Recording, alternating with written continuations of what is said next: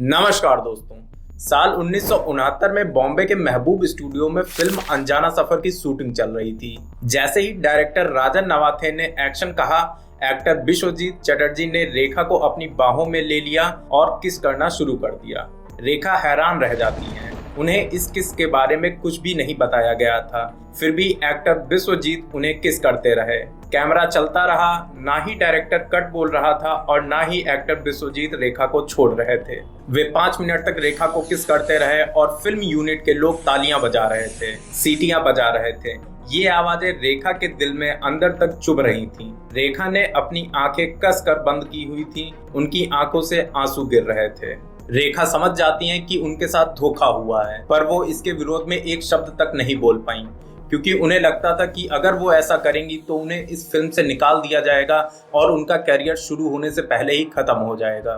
कम से कम 6-7 साल तक तो I didn't like what I was doing। यही था कि बस जबरदस्ती खींच करके शूटिंग जाती थी, डबल शिफ्ट करती थी, मुझे बिल्कुल अच्छा नहीं लगा। पत्रकार यासिर उस्मान द्वारा लिखी गई रेखा की बायोग्राफी किताब के अनुसार 14 साल की रेखा के साथ किस सीन का आइडिया डायरेक्टर राजा नवाथे का था। एक्टर विश्वजीत ने कहा कि राजा ने ही उन्हें इंसिस्ट किया था कि वो रेखा को, जो कि अभी 15 साल की भी नहीं थी, वो सरप्राइज में उन्हें किस करें। विश्वजीत ने कहा कि वो सिर्फ डायरेक्टर के इंस्ट्रक्शंस पर काम कर रहे थे। हालांकि रेखा को एक्सप्लॉइटेड और चीटेड महसूस हो रहा था, पर रेखा की चुप्पी को उनकी सहमति मान लिया गया। उन दिनों फिल्म इंडस्ट्री में ये खबर फैल जाती है कि एक साउथ इंडियन एक्ट्रेस आई हुई है जो बोल्ड सीन करने में भी परहेज नहीं करती। रेखा को सेक्स किटेन कहा जाने लगा, एक 14 साल की सेक्स किटेन।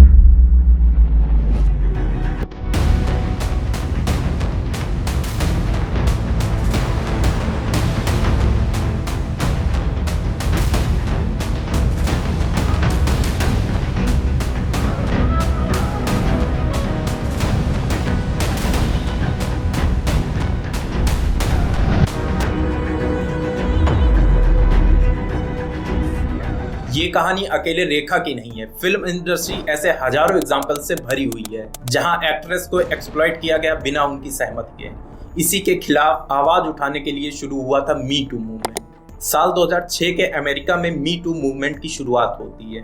पहली बार सोशल एक्टिविस्ट तराना बर्क ने मी टू शब्द का इस्तेमाल किया और महिलाओं से सेक्सुअल अब्यूज के खिलाफ आवाज उठाने के लिए कहा। इसका मकसद वर्क प्लेस पर सेक्सुअल हैरेसमेंट के मामलों को एक्सपोज करके इन्हें रोकना था।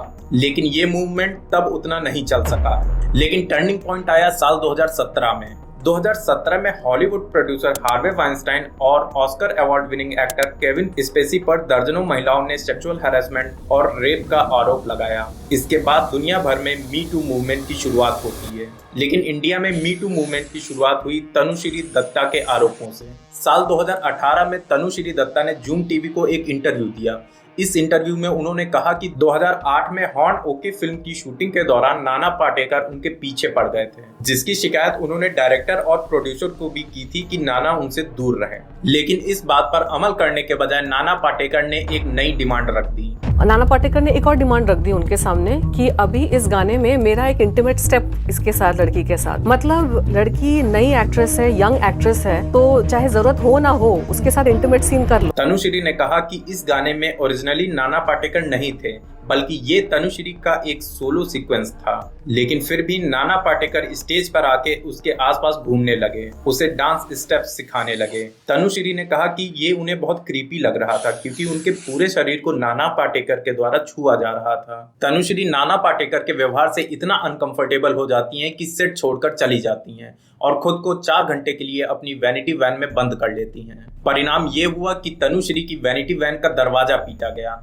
उनकी कार का शीशा तोड़ दिया गया और उनको फिल्म से निकालकर राखी सावंत को फिल्म में ले लिया गया। एक तरफ से पूरी भीड़ मीडिया आई और एक तरफ से एमएनएस पार्टी के गुंडे आए और उन्होंने मेरी गाड़ी को तोड़ दिया। गुस्से में 2008 में भी तनुश्री ने नाना पाटेकर पर ये आरोप लगाए थे और पुलिस कंप्लेंट भी की थी। लेकिन उस समय इंडिया में मी टू मूवमेंट जैसा सपोर्ट नहीं था और बात वहीं पर दब जाती है। उस समय नाना पाटेकर ने कॉन्फ्रेंस करके तनुश्री के आरोपों पर कहा कि ये आरोप गलत हैं और तनुश्री उनकी बेटी जैसी हैं। वहाँ हमने कौन सी बदतमीजी की है, हमारे समझ में नहीं आता। इतने तकरीबन 1000 लोग हैं, उनके सामने हो रहा था ये सब। मुझे एक तो गंदा लग रहा है कि ऐसी सफाई मुझे देनी पड़ती है। उस वक्त ये बात आई गई हो जाती है और बड़ा मुद्दा नहीं बन सका। लेकिन जब 2018 में तनुश्री ने अपने इस अनुभव को दोबारा से शेयर किया तो ये मामला इंटरनेशनल मी टू मूवमेंट से जुड़ जाता है। इस बार तनुश्री को हेडलाइंस टुडे और आज तक की रिपोर्टर रही जेनिस सिकेरा का सपोर्ट भी मिला, जो इस घटना की गवाह थी। जेनिस सिकेरा ने 2018 में अपनी एक फेसबुक पोस्ट में कहा कि प्रोड्यूसर ने कुछ गुंडे बुला लिए जो उनकी वैनिटी वैन का दरवाजा पीट रहे थे। जब तनुश्री के पेरेंट्स उन्हें लेने के लिए पहुंचे तो उनकी कार पर हमला कर दिया गया और इसकी खिड़की का शीशा तोड़ दिया गया।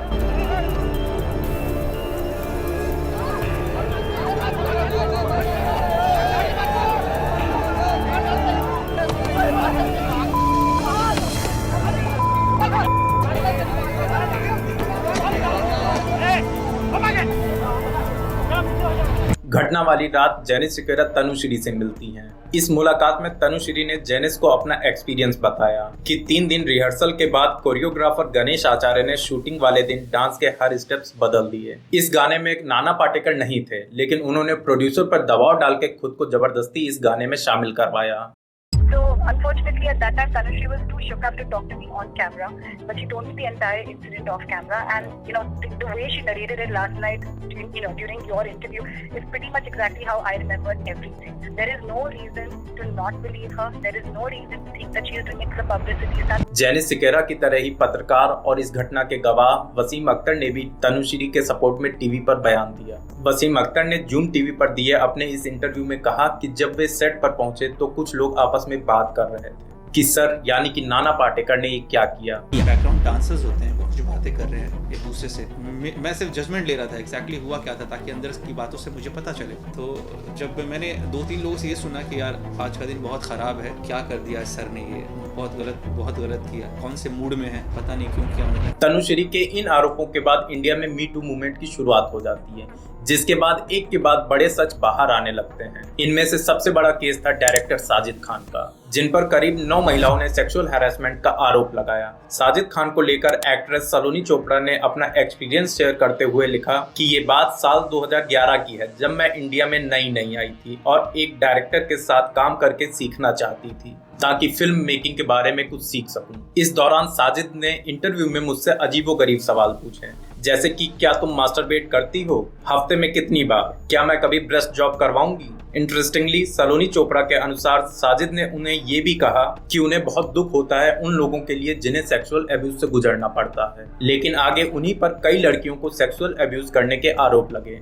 इस अजीब इंटरव्यू के बाद सलोनी को ये जॉब मिल जाती है, लेकिन धीरे धीरे साजिद खान की रात को 12 बजे 2 बजे कॉल्स आने लगे। सलोनी ने लिखा कि वो पूछता था कि मैं क्या पहनी हूँ, क्या खाया है। उसने कहा कि मुझे अपनी बिकिनी फोटोज भेजनी होंगी क्योंकि उसे देखना है कि मैं कैसी दिखती हूँ अगर मुझे एक्ट्रेस बनना है। महीनों तक उसने मुझे मेंटली टॉर्चर किया और मैं हर रात को रो रो के सोती थी।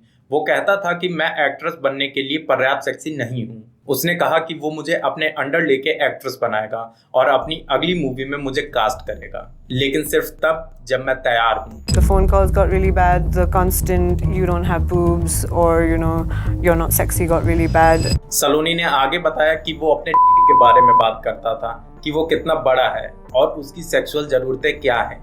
वो मुझसे कहता था कि मैं उसके को छूऊं और जब मैंने मना किया तो वो गुस्सा हो जाता था। सलोनी ने अपने ब्लॉग में आगे लिखा कि एक बार एक मूवी के कॉस्ट्यूम के ट्रायल में वो एक लड़की को देखने आया और उसने उससे कहा कि अपना स्कर्ट उठाए और अपना एस दिखाए। वो लड़की कंफ्यूज होकर मेरी तरफ देख रही थी और मैंने साजिद से पूछा कि ये जरूरी है क्या। उसने स्कर्ट उठाई और वो इंसल्ट करने लगा कि ना उसके पास एस है और ना ब्रेस्ट, वो एक्ट्रेस कैसे बनेगी। फिर उसने मुझे उस कमरे से बाहर जाने के लिए कहा ताकि वो उस लड़की से बात कर सके और मैं चली गई। A few minutes later he came out and I went and spoke to her and she was really upset. She looked like she was going to cry and I told her she didn't have to do this if she didn't want to, but she was just like, it's fine, it's over now, I'm going to wear this outfit and get on set. It was a conversation we had and then it was over. सलोनी के अनुसार एक रात वो उसके calls और लगातार harassment से इतना थक चुकी थी कि उसने उससे पूछ लिया कि आखिरकार वो चाहता क्या है। गुस्से में मैंने उसे गाली दी और फोन काट दिया। I think that was the night that I really lost it. I yelled at him. I was really upset. I told him that I didn't want to keep doing this, and he would talk about other directors who would keep actresses for months, and he was like, it's a process, you have to be my keep. Zoom channel को दिए अपने इस interview में सलोनी ने बताया कि वो जब अगली बार फिल्म की शूटिंग के सेट पर गई तो वो मुझसे आके बोलने लगा कि तुम बैठी कैसे हो, तुम पैर फैला कर क्यों नहीं बैठती? तुम्हें बैठना नहीं आता, तुम्हें नहीं आता कि कैसे सेक्सी दिखते हैं। मैंने कितनी बार तुम्हें बताया है, तुम्हारे बाल खुले हैं। इस पर मैंने कहा कि मैं ये सब नहीं करना चाहती, मुझे नहीं बनना सेक्सी। इस पर उसने कहा कि मैं तुम्हें लॉन्च नहीं कर सकता और कोई भी तुम्हें ऐसे लॉन्च नहीं करेगा अगर तुम ऐसे करोगी। मैंने कहा कि अगर ये सब करना होता है तो मुझे लॉन्च नहीं होना। सलोनी आगे बताती हैं कि इसके बाद वो चिल्लाने लगा और मेरा हाथ पकड़ने की कोशिश की और अपने पैंट पर रखने के लिए कहा ताकि मुझे दिखा सके कि मैं उसे उत्तेजित नहीं कर सकती। मैंने उसका हाथ झटक दिया और उसे रुकने को कहा। वो अपना पैंट उतार कर दिखाने लगा कि मैं उसे उत्तेजित नहीं कर सकती। So when I threw his laptop and I walked out because it was probably one of the most jarring experiences of my life. सलोनी के अनुसार इसके बाद वो उसका लैपटॉप फेंक कर कमरे से बाहर निकल जाती है। सलोनी ने अपने ब्लॉग में लिखा कि मैं डर गई थी, मुझे घिन आ रही थी और मुझे यकीन नहीं हो रहा था कि ये मेरे साथ क्या हो गया। मैं इस आदमी के लिए और काम नहीं कर सकती। मुझे उस ट्रॉमा से उभरने में सालों लग गए जो उसने मेरे साथ किया। Let's take you now to the second account on Sajid Khan. Karishma Upadhyay. She says she's a journalist who interviewed Sajid on a few occasions, and she says Sajid kept talking about his penis and how he knew how to satisfy a woman. सलोनी की तरह साजिद खान पर actress Rachel white ने भी काम के बदले sexual favours मांगने के आरोप लगाए। एबीपी न्यूज पर दिए इंटरव्यू में रचेल वाइट ने अपनी पूरी कहानी शेयर की। रचेल वाइट के साथ हुई घटना उन दिनों की है जब साजिद खान की फिल्म हम शक्ल के लिए कास्टिंग की जा रही थी। इस दौरान रचेल वाइट को थर्ड लीड रोल का ऑफर मिला। रचेल वाइट ने साजिद से फोन पर बात की। साजिद खान ने रचेल वाइट से कहा कि वो शाम को 5 बजे उसके घर आए। जब रचेल घर पर आने के लिए आनाकानी करने लगी तो साजिद ने कहा कि आपको डिस्कम्फर्टेबल होने की कोई जरूरत नहीं है, मेरे घर पर मेरी माँ भी है। लेकिन जब रचेल साजिद के घर पहुंची तो साजिद के घर पर कोई नहीं था। साजिद की नौकरानी रचेल को साजिद से मिलवाने के लिए सीधे उसके बेडरूम में ले जाती है। रचेल वाइट को ये बात बड़ी खली कि कॉमन एरिया में बैठाने की बजाय साजिद से मिलवाने के लिए उसे सीधे उसके बेडरूम ले जाया जा रहा है। इस वक्त साजिद खान अपने बेडरूम में मौजूद अपनी ट्रेडमिल पर वॉक कर रहा था। जब रचेल कमरे में आई तो साजिद की नज़र सिर्फ उनके चेस्ट पर थी। साजिद की इस हरकत ने रचेल वाइट को शॉक कर दिया। साजिद इतने पे ही नहीं रुके और रचेल को कपड़े उतारने के लिए बोलने लगे। रचेल ने साजिद खान की बात को टालते हुए कहा कि उसकी बिकनी फोटोज तो पहले से एजेंसी ने उन्हें भेजी हुई हैं, उनमें वो उनकी बॉडी देख सकते हैं। रही बात बिकनी में कंफर्ट लेवल देखने की, तो मैं आपके ऑफिस में सबके सामने बिकनी में चलकर दिखा सकती हूँ, लेकिन यहाँ नहीं। इसके बाद साजिद ने कहा कि तुम मुझे 5 मिनट में सेड्यूस कर दो, अगर ये कर देती हो तो ये रोल तुम्हारे लिए पक्का रहा। अगर आप 5 मिनट में मुझे सेड्यूस कर दो, आपका रोल आपका ही है। साजिद खान की इन हरकतों को देखकर रचेल वाइट बहाना बनाकर वहां से निकल जाती हैं। सलोनी चोपड़ा रचेल वाइट के साथ साजिद खान की ये अकेली 1-2 घटनाएं नहीं थी, बल्कि एक के बाद एक साजिद खान पर कई लड़कियों ने आरोप लगाए। एक्ट्रेस मंदाना करीमी के साथ भी साजिद खान ने वैसे ही कपड़े उतारने के लिए कहा जैसे उसने रचेल वाइट को कहा था। Especially for this character that I'm casting, I need to see how your body is. Yeah. So I said, so I don't understand why you have my pictures. And he's like, no, I need to see it. And until you don't see it with your own eyes, how are you gonna believe it? Saloni, Rachel और मंदाना के अलावा साजिद खान पर इसी तरह के आरोप model Dimple Paul, शैलिन Chopra, Sheila प्रिया सेठ और अन्य कई एक्ट्रेस और जर्नलिस्ट ने लगाए थे कि साजिद खान ने कभी किसी स्क्रिप्ट के बहाने, कभी किसी रूल के बहाने, या तो कभी होटल में बुलाया या अपने घर पर बुलाया। इसके बाद कभी गलत तरीके से छूने की कोशिश की या अपने प्राइवेट पार्ट को दिखाया। एक्ट्रेस शीला प्रिया सेठ ने बताया कि साजिद खान 5 मिनट तक उनके प्राइवेट पार्ट्स को देखते रहे और कहा तुम्हें सर्जरी करानी चाहिए क्योंकि तुम्हारे पास ब्रेस्ट बॉलीवुड के हिसाब से बड़े नहीं हैं। इन सब एलिगेशंस के बीच में सबसे बड़ा शॉकिंग केस रहा टीवी सीरियल्स में संस्कारी बाबू का रोल निभाने वाले आलोक नाथ का। 90 के दशक में टीवी पर एक पॉपुलर शो आता था तारा। इस शो के लीड एक्टर आलोक नाथ थे। इसके राइटर और प्रोड्यूसर थे विंता नंदा। विंता नंदा और आलोक नाथ की पत्नी आपस में फ्रेंड्स थे और आपस में उनके और भी दोस्त थे। विंता नंदा का आलोक नाथ के घर आना जाना लगा रहता था। विंता नंदा के अनुसार एक बार आलोक नाथ की पत्नी घर पर नहीं थी। उस वक्त आलोक ने अपने घर पर एक पार्टी रखी जिसमें वो भी गई थी, लेकिन उन्हें ड्रिंक करने के बाद थोड़ा अजीब महसूस हुआ, जैसे कि उनकी ड्रिंक में कुछ मिक्स किया गया हो। रात करीब 2 बजे विंता पैदल अपने घर के लिए निकलने लगी। तभी रास्ते में आलोक नाथ आए और लिफ्ट दी। विंता बताती हैं कि इसके बाद उन्हें कुछ याद नहीं रहा। उन्हें सिर्फ इतना याद है कि उनके मुंह में और शराब डाली गई। सुबह वह जब जगी तो उनके काफी पेन हो रहा था। उनके साथ रेप हुआ था। विंता के अनुसार उन्होंने अपनी कुछ और दोस्तों के साथ ये बात शेयर की, लेकिन सब ने कहा कि वे चुप रहें। विंता ने फेसबुक पोस्ट के जरिए अपनी स्टोरी बताई। इसमें उन्होंने तारा शो की लीड एक्ट्रेस नवनीत निचान का भी जिक्र किया, जिसके पीछे आलोकनाथ पड़े हुए थे और उसे हरास कर रहे थे। विंता के अनुसार नवनीत निचान ने आलोक को थप्पड़ भी मारा था, उन्हें गलत तरीके से छूने के लिए। एक्ट्रेस नवनीत निचान ने भी विंता की बात को कंफर्म करते हुए कहा कि आलोक ने उन्हें 4 साल तक परेशान किया था और नंदा ये जो भी आरोप लगा रही हैं वो सही है। तो नवनीत ने उन्हें सेट पर सबके सामने थप्पड़ भी मारा, जिसका खामियाजा उनको भुगतना पड़ा। शो से उन्हें निकाल दिया गया।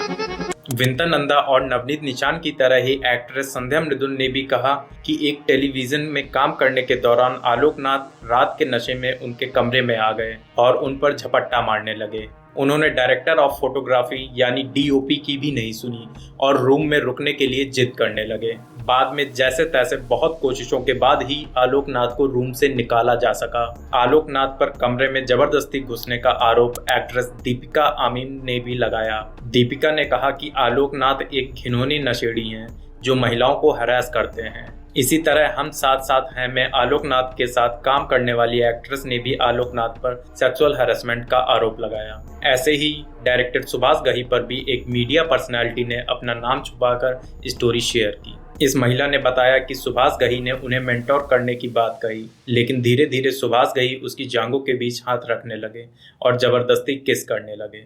एक दिन सुभाष घई ने उसकी ड्रिंक में कुछ नशीला पदार्थ मिला दिया और उसे घर की बजाय एक होटल ले गए। यहाँ बदहवास हालत में सुभाष घई ने उनका रेप किया। विक्टिम ने चीखने की कोशिश की, लेकिन सुभाष घई ने अपना हाथ उनके मुंह पर रख दिया और रेप के दौरान विक्टिम बेहोश हो गई। इसके बाद सुबह पता चला कि सुभाष घई ने उसके साथ रेप किया है। महिला के अनुसार इस घटना के बाद उसने सुभाष घई के साथ काम करना छोड़ दिया। इन आरोप पर सुभाष घई ने कहा कि अतीत की कुछ कहानियां बिना किसी सच्चाई के ले आना या झूठे आरोप लगाना एक फैशन बनता जा रहा है। मैं ऐसे सभी झूठे आरोपों का सख्ती और दृढ़ता से खंडन करता हूँ। शराब के बाद एक्ट्रेस के साथ रेप करने और मोलेस्टेशन जैसे किस्सों से बॉलीवुड की कहानियां भरी पड़ी हैं। एक्ट्रेस गीतिका त्यागी ने बताया कि 28 मई 2012 के दिन एक पार्टी के बाद डायरेक्टर सुभाष कपूर बीमारी का बहाना बनाकर उनके घर पर रुक गए। इस दौरान सुभाष कपूर ने उन्हें मोलेस्ट किया। इस घटना के बाद गीतिका त्यागी ने सुभाष कपूर को कन्फ्रंट भी किया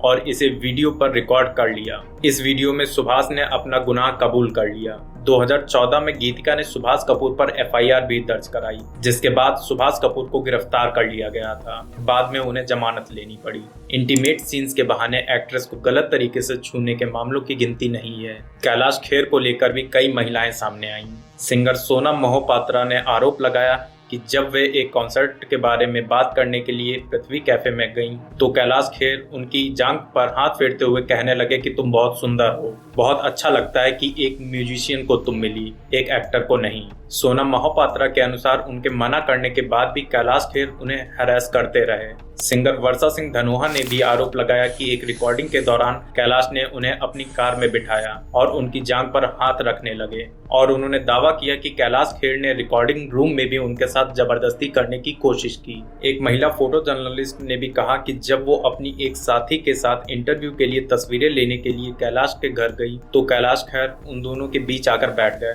और अपना हाथ उनकी जांघ पर फेरते रहे। बॉलीवुड में लड़कियों से काम करवाने के बहाने उनके कपड़े उतरवाना, उनसे सेक्सुअल फेवर मांगना, उन्हें मोलेस्ट करना, उन्हें हैरेस करना बहुत आम है।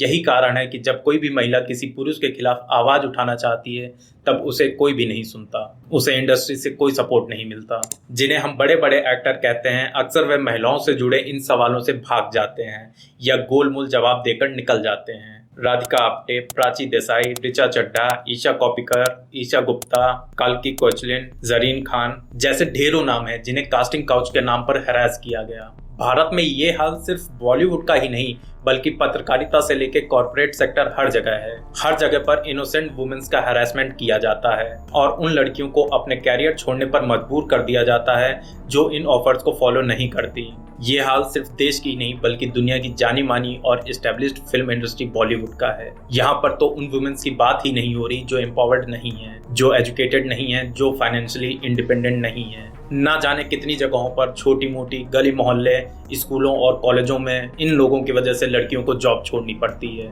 करियर छोड़कर घर पर बैठना पड़ता है। और इसके बाद भी कुछ लोग कमेंट सेक्शन में आकर बोलते हैं कि अरे अब क्यों बोल रही हो, पहले क्यों नहीं बोला, पब्लिसिटी के लिए बोल रही हो। सच तो ये है कि ऐसे ही लोगों के कारण महिलाएं अपने साथ हुए सेक्सुअल हैरेसमेंट पर आवाज नहीं उठा पाती हैं। इस वीडियो को देखने के लिए बहुत बहुत धन्यवाद। मिलते हैं नेक्स्ट वीडियो में।